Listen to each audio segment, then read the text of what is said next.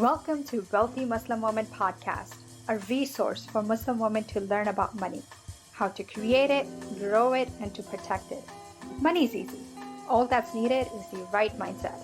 I'm your host, Dr. Saima Ali, with life coaching tools to truly help you create wealth in all areas of your life.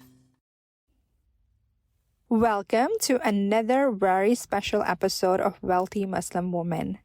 Today, I have an amazing guest with us. She is a Trauma Acute Care Surgeon and a mindfulness and productivity coach. I believe once you learn to manage your mind and your time by being more productive, really the sky is the limit. And Dr. Shereef helps women achieve exactly that.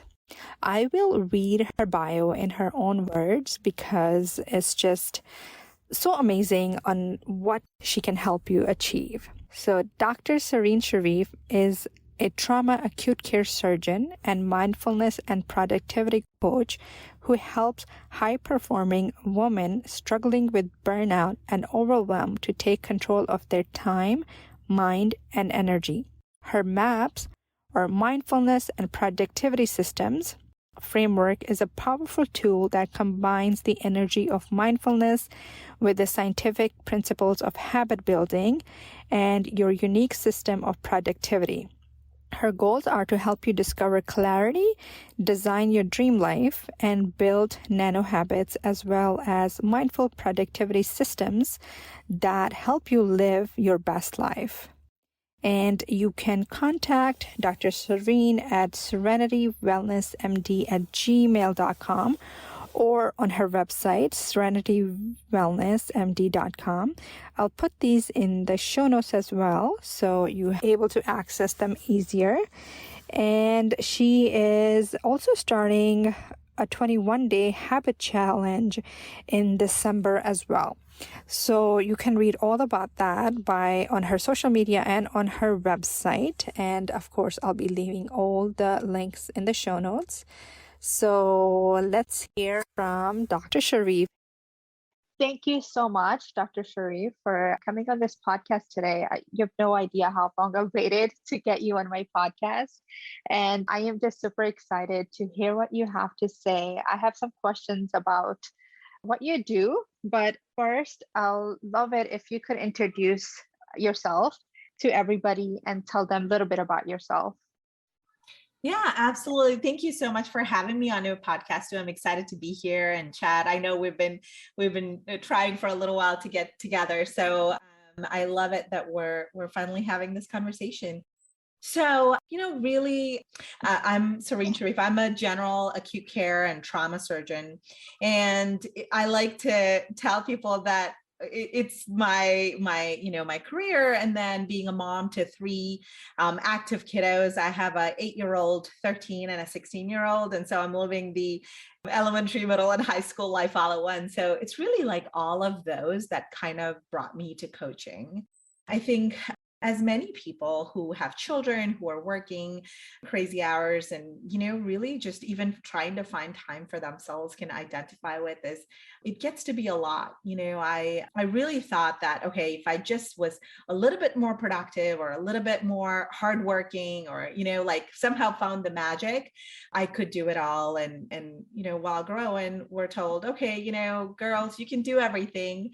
But what I think is not really shared with anyone, with kids as they grow up, is that, yes, you can do anything, but really trying to do everything is the first way to fail.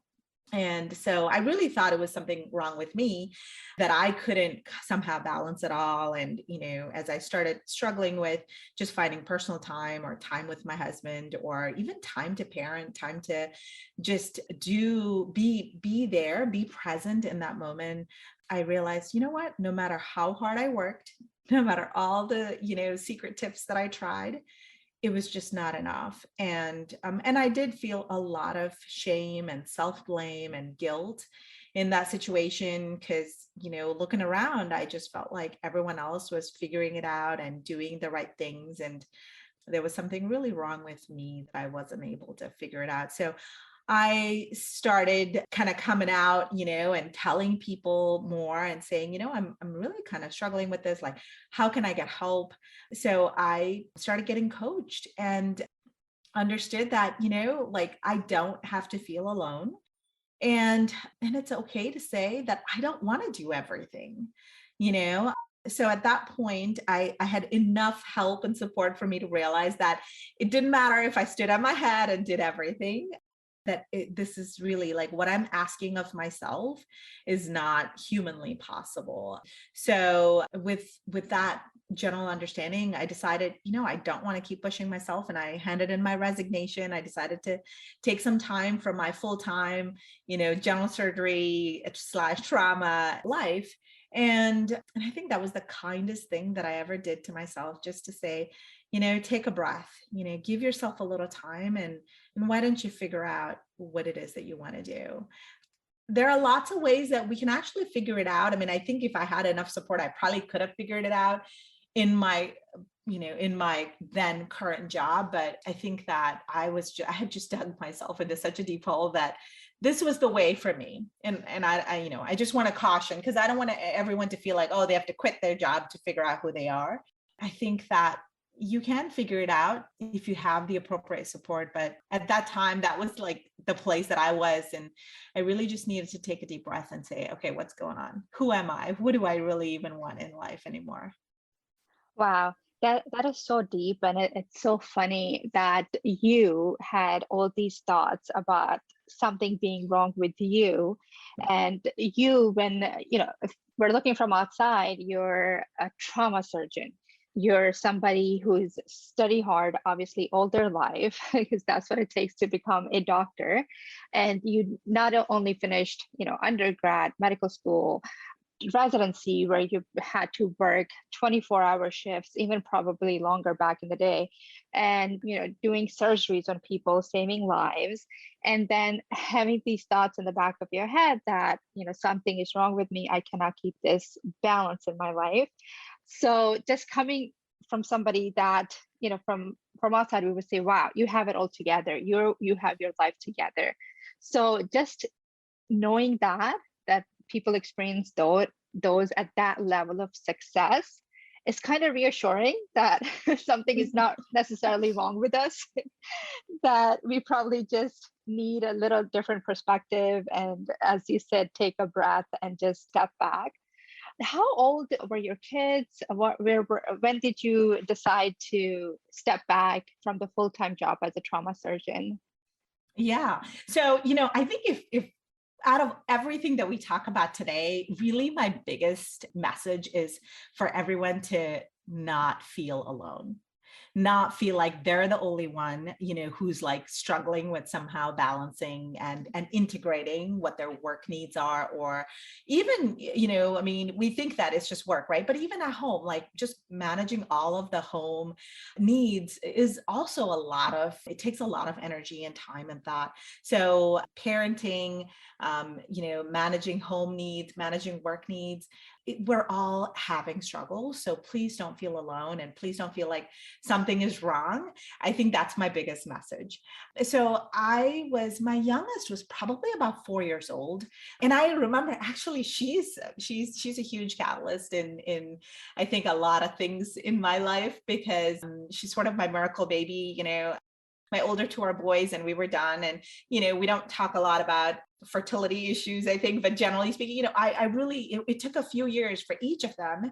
And so, she was sort of my surprise baby. And so I feel so blessed, but she's really very philosophical and kind of really pushes me to think beyond where I am right now, even now that we are, she's now 8. So she was about 4 years old. And, one day I came home after a week in a call feeling really exhausted and almost defeated.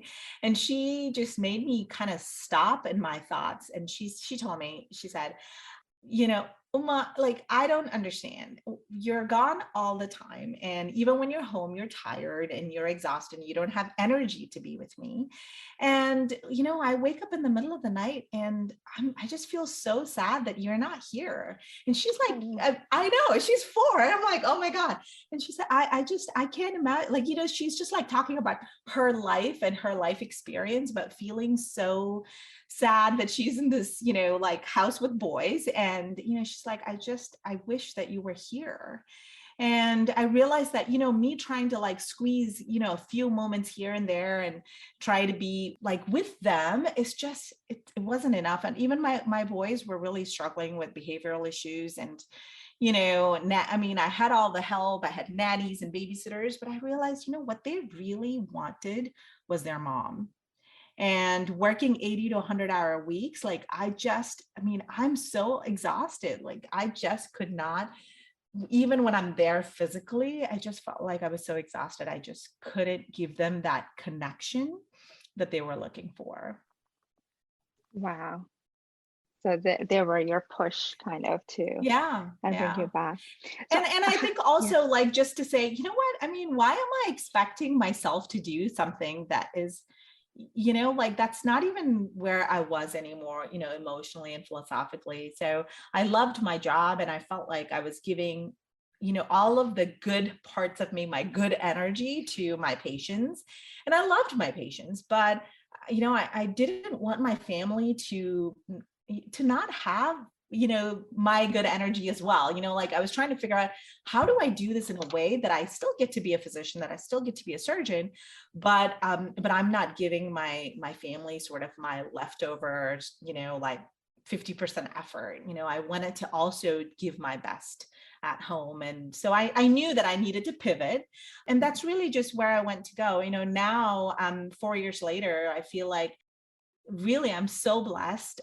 It didn't happen this way, by the way. It was really like I kept tweaking little bits by little bit to see, okay, what can I do next, and kind of taking one step at a time. But now I work part-time. I still do trauma acute care. I still get to have amazing interactions with my patients, and I feel so grateful and blessed for that.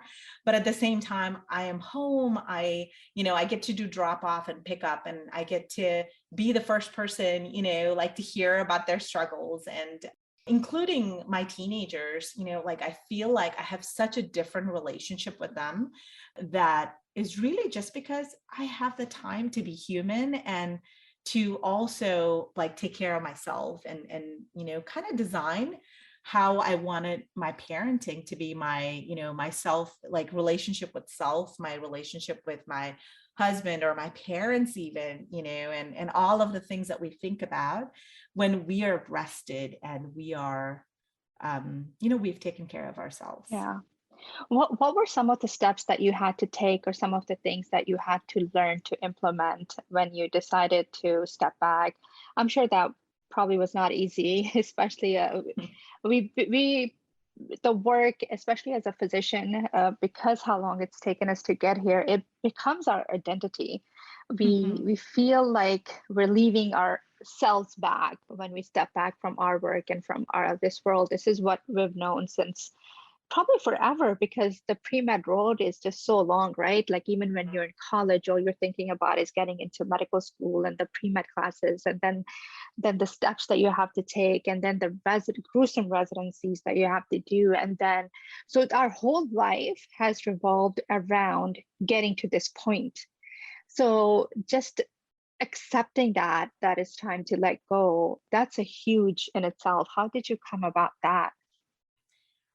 Yeah, well, and as you were saying, your whole identity becomes about that. So when I was in the process of, okay, like, how do I, this is before I even quit my job, because I tried for a few years, actually, when I recognized I was really burnt out and I was really, kind of struggling with that work-life integration and wanting to kind of, do that perfectionism comes back in, that is really honed by our training, but that perfectionism comes into our personal life. Well, like I want to do a good job in all of the roles and sort of understanding where the boundaries are.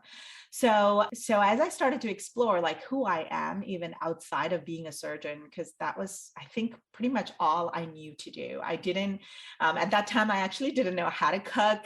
I didn't know how to balance a checkbook. I mean, I actually didn't even know how to write a check. I know this is very embarrassing to admit, but I'm owning my identity of the fact that I really didn't know how to do anything else.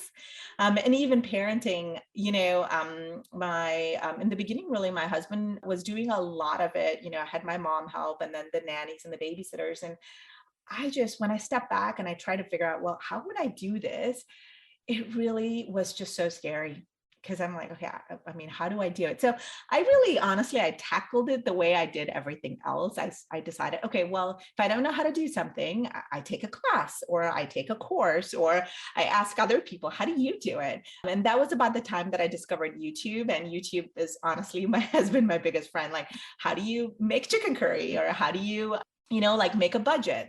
So I just started writing down all the things that I wished that I knew or I wanted to learn.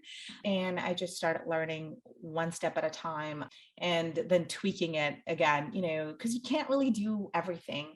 And I would say the biggest superpower that I really learned is just learning to say no to others and to myself. Because even when you go part-time, about that time I decided, you know what?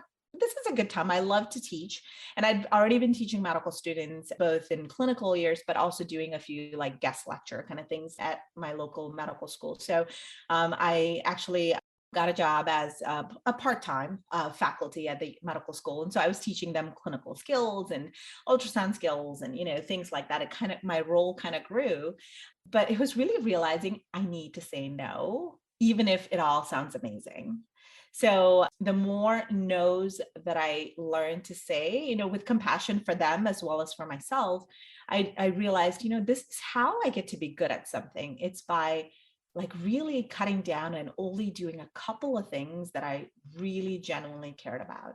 And that it's okay that, maybe this year, this is what I want to focus on. And maybe next year I'll do something else. So not to kind of have to do everything all at once. So that's really how I explored, what I want to do. I love to bake. It's something that I learned. And I actually did like for about 6 to 8 months, maybe I did a baking business, and, it was sort of my dream to have like my baked goods in a coffee shop. And, so I explored all of my bucket list of things that really explored who I am as a person and what my interests are, and, how I define myself, not just sort of single dimensionally, but this multidimensional, exploration. And we do that as a kid, right? We try all of these things and we figure out, oh, I like to play this game and I like to do this, and this is the kind of food I like. But it's very different to explore that as an adult, because you have a totally different experience. So it was really an amazing experience. I'm grateful that I had the opportunity to kind of explore that. Yeah. And how did you come up to be the productivity and mind wellness coach? I'm assuming that was part of the whole journey. Yeah. But I'd love to hear, how did you get there? Yeah. So I've always been fascinated by productivity. I would say that that's really the way that I kind of got through medical school residency, being, like I had children through medical school residency and practice. So just trying to figure out, okay, how can I really maximize my time? And I got to be, I'll say, like multitasker expert. This was before people realized that multitasking is really like the bane of productivity. So, so I was like, okay, how do I do like 10 things at the same time? Because that's how I maximize my time. And I really got into habit building as a way to automate and make my routines sort of, ease my mental fatigue. So my routines are the easy way that I can get some of my, the things that I want to done. And I actually started teaching this to the medical students. I started doing lectures and kind of workshops around that. And I realized, wow, this is really pretty cool. This was about the time I had already been getting coached for some time. So I started exploring coaching as a I started getting coach training essentially as a way for me to kind of deepen my own understanding and my own experience. And what I realized is the thing, all my life I've been using these productivity tools, but the thing that was really missing was mindfulness, and was really stopping the multitasking, stopping the doing 20 things, but really experiencing each of my roles, or each of my, each of the things that I was doing with really deep love, understanding, compassion, and joy. And so as I started putting these tools together and sharing it with others, I started seeing the impact on myself and in others. And I realized, this is really where I feel this is really where the magic is. And so, sometimes when you find something that you're so passionate and excited about, that's how you start sharing with others and teaching others. And that's kind of, it's just something that grew from the space of me trying to figure out, okay, how does this all work? And then understanding, wow, this is amazing. And, I think other people need to know about it so they can also experience the magic of it. Yes. Can you please tell us a little bit about what nanohabit is and what MAP is? I read these terms under your website, and I'd love Sure. to know what they entail. Sure. So, I love acronyms, and that's really the only, only reason it kind of grew. So MAPS is really just a way to combine, it's mindfulness and productivity systems is what it is. And it's just a way for us to take all of the things, the overwhelm that is in our life, the to-do list, the calendar, the expectations, to kind of simplify it so that we can do what we want to do, and do it in a way that is fun, enjoyable, and really it flows. It's the flow state that you experience when you're doing something that you just feel like, wow, it just kind of all worked out. How did that happen? So what it is really looking at, and nano habits, or really habits, I think, are a way for us to kind of break down the overwhelm and make our everyday tasks routine, so we do not experience that mental clutter or the decision fatigue that comes from, imagine your everyday life. You wake up in the morning. Okay, now you got to get breakfast ready. Everyone needs to wake up. They need to get to school if that's what it is, or work, or, there are tasks that need to get completed. And then you look around, you can't find your socks, or you can't find, there's so many things, then you have to figure out, okay, what clothes are you going to wear? What is, do you have everything that you need for breakfast? Do you have everything? Are you going to pack your lunch? Do you have everything you need for that? And then as you go through your everyday life, where do you fit in your wellness? Are you getting the right nutrition? Are you eating? Are you hydrating? Are you going to the bathroom? Are you, did you pick up the dry cleaning? Did you pick up groceries? Imagine the amount of decisions that you have to make on a daily basis. And then that's not even thinking, okay, kids have different activities. They have different needs. They have homework. Is there laundry done? Is it put away? So if I start listing, honestly, all of the things, right, that we have to think about, we have to make decisions on, and we have to implement in a way that doesn't make us feel like, oh my God, my head is going to explode. I'm so exhausted just dealing with all of the decision making. And at the end of the day, you still have decisions to make. What am I going to eat for dinner? How easy it is at the end of the day to feel like, I am so exhausted, I don't even care. And then you do things that maybe wasn't how you intended for your day to be. You eat food that maybe, you're like, I know I was going to cut out sugar, but I'm so exhausted, I'm just going to eat this piece of cake. Or I'm going to eat, whatever I didn't plan for a dinner. Or you are going to work out, but you don't do it because it's just, you're tired. Your brain is exhausted. So what MAPS and what habits do is it makes your everyday life more of a routine, with still there's plenty of time for you to do the things you want to be creative with. I'm very much into creating white space in your calendar, so you can do extra things, you can have the creativity, but the everyday stuff, make it into a habit. And when you're building habits, the sort of the simple, smallest step of a habit is a nano habit. There are different terms. You might have read the book Atomic Habits or Tiny Habits. There's so many ways to describe it, but it's really just the simplest way that you build a habit. And at the end of the day, these are things you don't need to think about.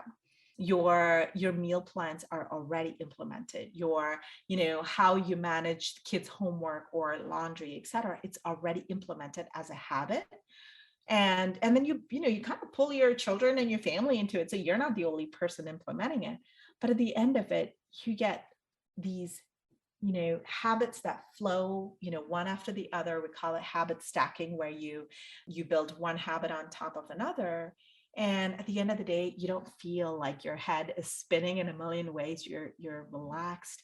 Maybe your day was still, there's a lot going on, because that's just how busy lives are, but you don't feel completely depleted. How do you get your energy back? How do you get your, like at the end of the day, you're like, oh, I feel great. I want to do other stuff. How do you get that feeling of creativity back? And that's really what the system and the habit building is designed to do. It's to help you kind of get over that overwhelm and get to that place of, ease and flow. Wow, thank you. Now, my podcast is mainly about money and finances. And to leave a trauma surgeon job, I think you probably had to analyze your finances quite well as well. So tell me how comfortable you felt leaving, and then how did you feel comfortable with your finances and money and making sure everything was in place so you could take this break? Yeah, that's a great question. So I'll be honest with you. So what happened is that when I was gonna, quit my job, I mean, literally, I walked in Monday morning and handed my resignation letter. I did not. And as a finance, coach, you're probably like laughing, but I actually did not think about it. And the reason I didn't is because I had been so busy doing all of the other, things, that I really didn't have a good understanding of my finances. So, the wonderful thing, alhamdulillah, is that after 4 years, I can say that I have a very good understanding of my finances and how I was going to manage things. I think when I decided to quit, my sort of underlying belief is, I have good skills. I am a hard worker. I know that I will find my way. So I had that belief in myself, and that belief of abundance, I think, is part of it too. That if I do things for the right reason, if I believe and I'm doing the right thing, I'm doing things that are good for others, that good will come back to me. So I really didn't. I mean, and I actually didn't work for a few months, because I really did take that time off as just completely just allowing my brain to reset. So that is my first thing, as far as, a habit that I, to believe in that, the abundance, to giving others as a way that you do build abundance and receiving yourself. And I think all of those, I was really very much into like law of attraction, affirmation, and, the belief that, good things will happen to us when we do good and we believe in good, and we're really putting that out into the world. So that's one thing. The second thing is, when I stopped, that's really when I realized, okay, I better start looking at my finances, because I'm not working anymore. I'm not really bringing in an income. So what does this mean? And so I started just educating myself. Initially, there was a lot of overwhelm. There was a lot of, oh my God, I don't know this, I don't know that. And like I said, when I don't know something, I really go into more of a student mode. And so I started looking at, okay, what are my knowledge gaps? What do I need to learn? And interestingly, there's a lot of information out there on finances. So it did get, like, even just as a student mode, there was a lot to learn. But I decided, how I'm going to do it is, first, I'm going to have a budget. I'm going to make sure that I cut out all of my extraneous expenses. And even doing locums now, working part-time, it was a choice. I could work full-time and, obviously make more money and save and all that, or I could work part-time and be thoughtful, be intentional in how I spend my money. It doesn't mean that I don't do all the things that I love to do, because I do believe that, just saving and not doing the things that you want to do, that doesn't actually help with your money abundance and your money management. So I work very intentionally to see, okay, what is it that I love to do? And that's where I'm going to spend my money. But all of the extra stuff, I am careful with it, because, honestly, time money you can make again, but time is something that you will never make again, right? So the time that I have to be with my children, or to take care of myself, or to spend with my husband, like I'm never going to get that time back. And all of the money in the world is not going to help me with that. So that's really kind of how I decided to build my habit around. So my habit for finances is really just being intentional, building a budget, it was very easy in the beginning to kind of go into a little bit of scarcity thinking, and thinking, oh, well, I don't have enough money, so I can't do any of the things. And initially, like, that's where I went. I was like, oh, I gotta like cut all my spending. And so I went into the space of, okay, I can't do anything, I can't spend anything. But then as I started to kind of, monitor myself, and I looked at what I was doing and what I wasn't, I realized, you know what, it's okay. Yes, maybe I'm not going to, save for all of the college education, or, like retirement, but that's fine. Again, things will happen the way it's meant to. But today, what am I doing? And what brings me joy? I think Marie Kondo's book, about like really sparking joy, and finding what sparks your joy is so important. So I do spend money on coaching for myself. I spend money on doing things with my family, because these are all things that spark joy for me. And I looked at what wasn't sparking joy, which was a lot of actually buying things that I didn't need. So now I'm like very much decluttered. If I'm going to buy something for the house or for my kitchen, I really am thoughtful. Okay, do I need this? Before I used to just, like I loved cooking and I was learning to cook. So I used to buy a lot of things for the kitchen. And then I'm like, my kitchen is so cluttered. I can't use anything in it. So now, even if there's something that I'm like, that's really cool, but I ask myself, first of all, is there space? And second, is there something else I can use instead? I mean, is this really something that is going to spark joy and bring something that is an added value? And even if I say yes to those, I wait a couple of months. So I think that's like, there's so many areas where we spend money without even realizing, and having a habit of budgeting and monitoring where you spend really creates so much deep awareness on what your money is going towards. Because it's very easy, like when you don't pay attention to that, to just say, like it was an extra 1,000 this month and I don't even know where it went. But when you spend time budgeting, you kind of realize, oh, this is where it went. Okay, is that important? Do I want to continue doing that? Or maybe that's a place that I need to be more intentional in how I spend it. So I think that would be the biggest lessons that I learned as far as financial management. Wow. Thank you so much. No, so many important points that I took away from today. And I think the most important is that you are not alone in this, and everybody is struggling with something. And we are all human beings. And most of the time we all share our struggle. Our struggles are usually the same. We don't have enough time. We're not spending enough time with the family. We don't, money wise, budget wise, everything is about the same. So we're all in this boat together. I think that was the most important takeaway for me. How are you working with coaching right now? So and where can people go to get more information on that regarding your coaching? Yeah, absolutely. So they can go to my website. It is serenitywellnessmd.com.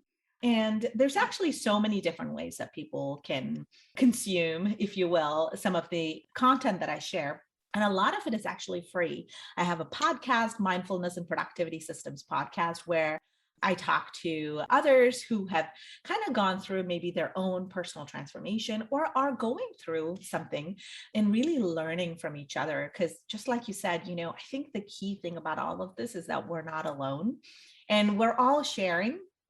We all have our unique experiences, but we are all humans going through this journey, right? So there's so much we can learn from each other, and even get, inspired by some of the things. I definitely find a lot of inspiration in others, and when they share things, or even just sort of inspiration to keep going in what I'm doing.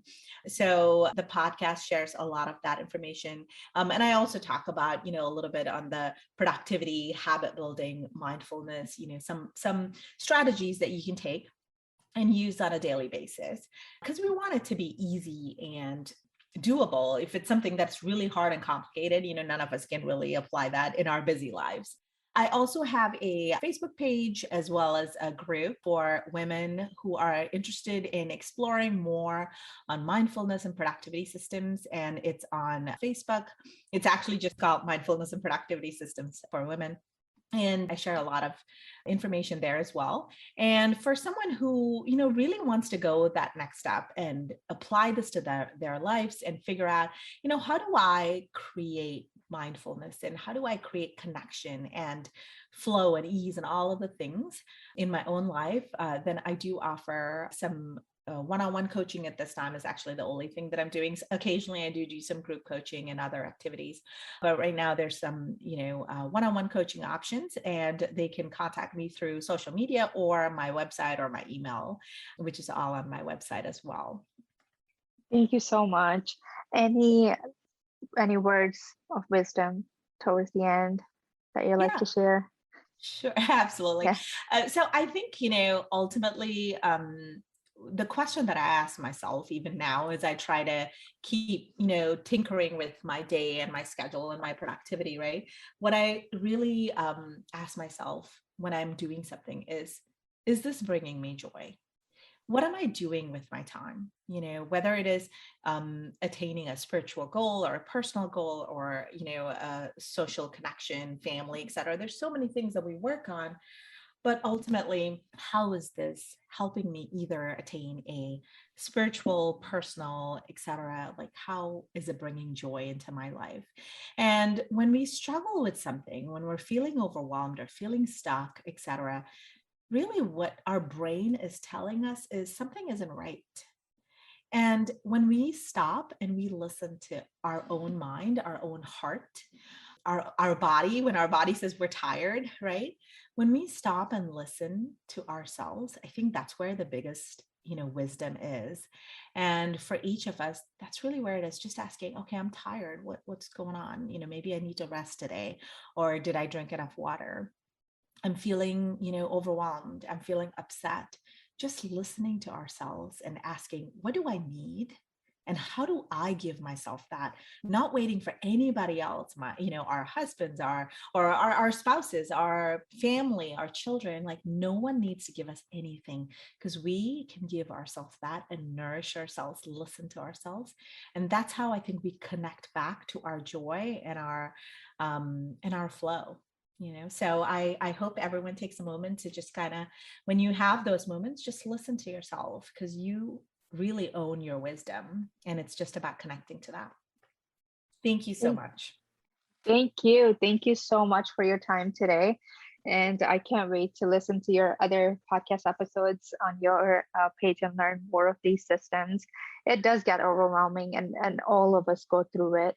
And especially as a mom, I think it just adds extra.